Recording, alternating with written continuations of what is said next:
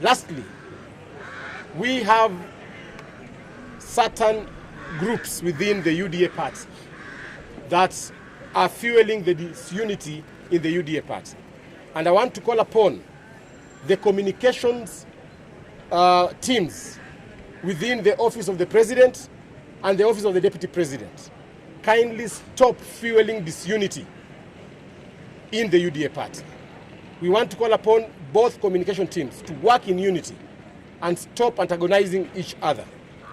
Lastly, we want to join our president in saying that the UDA party was elected on a platform of the Hustler Nation.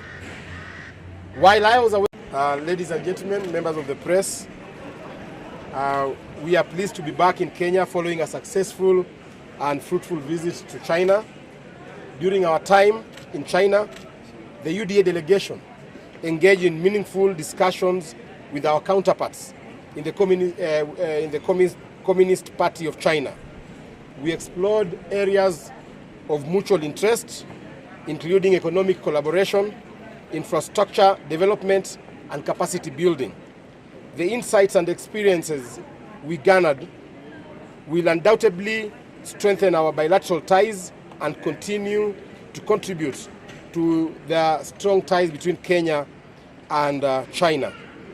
However, upon my return to Kenya, I have been deeply concerned by reports of indiscipline among some of our elected members within our party.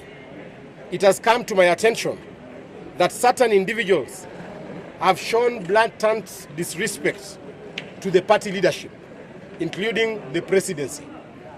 This behavior is unacceptable and will not be tolerated within the UDA party. We want to now bring order in the UDA party. I am specifically addressing the actions of the following members of the UDA party. 1, Githunguri Member of Parliament, Honorable Gathoni wa Mushomba. 2, Nyeri Governor, Honorable Mutai Kahiga. 3, Kapsaret Member of Parliament, Honorable Oscar Sudi, and a host of MCAs who will be calling them for disciplinary measures at the party. Your recent conduct has not only undermined the party's unity, but also disrespected the leadership that you pledged to serve. Let this be a stern warning. Desist from such actions immediately. And we are saying that should this behavior continue, the party will take disciplinary action against the above-mentioned members. Additionally, it has also come to my attention that some cabinet secretaries have been involved, or rather they are involving themselves in political activities. Contrary to the law, which requires them to remain apolitical, Honorable Moses Kuria, the Cabinet Secretary for Public Service, Gender and Affirmative Action, your primary responsibility is to serve the people within your docket. Should you wish to engage in politics, you are welcomed to resign and join the political arena. Similarly, Honorable Kipchumba Murkomen, Cabinet Secretary for Roads and Transport, your focus should be on addressing the pressing issues in your ministry, particularly the repair of roads damaged by the recent floods. Serve the people or step down from your position and return to politics. So we want to ask the cabinet secretaries who involved themselves in political activities over the weekend that the UDA party will not tolerate such character in our administration. Our president is keen to implement his manifesto. We are lagging behind because of civil servants and public officers who have derailed the vision of our administration and engaged in politics. The importance of party discipline and respect for party hierarchy is mandatory. Any form of indiscipline will not be tolerated within the ranks of UDA party. We must uphold values and principles that guide our party to ensure we deliver on our promises. Lastly, we have certain groups within the UDA party that are fueling the disunity in the UDA party. And I want to call upon the communications teams within the office of the president and the office of the deputy president. Kindly stop fueling disunity in the UDA party.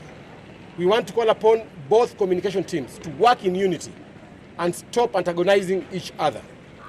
Lastly, we want to join our president in saying that the UDA party was elected on a platform of the Hustler Nation.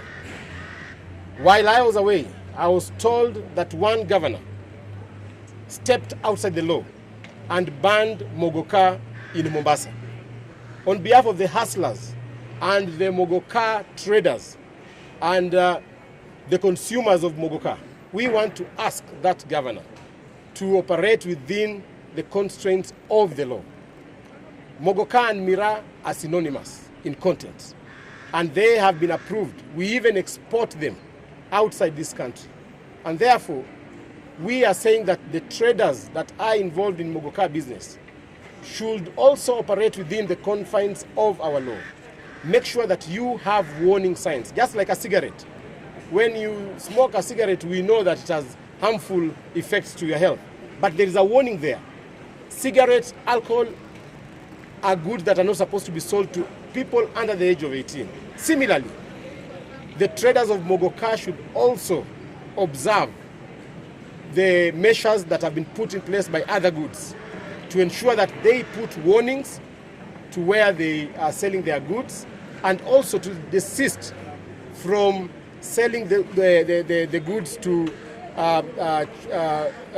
citizens under the age of 18. Otherwise, as a UDA party, we are proceeding with our grassroots elections. We are now going to the constituency level. And I want to urge the UDA party membership to continue building a strong party. We are just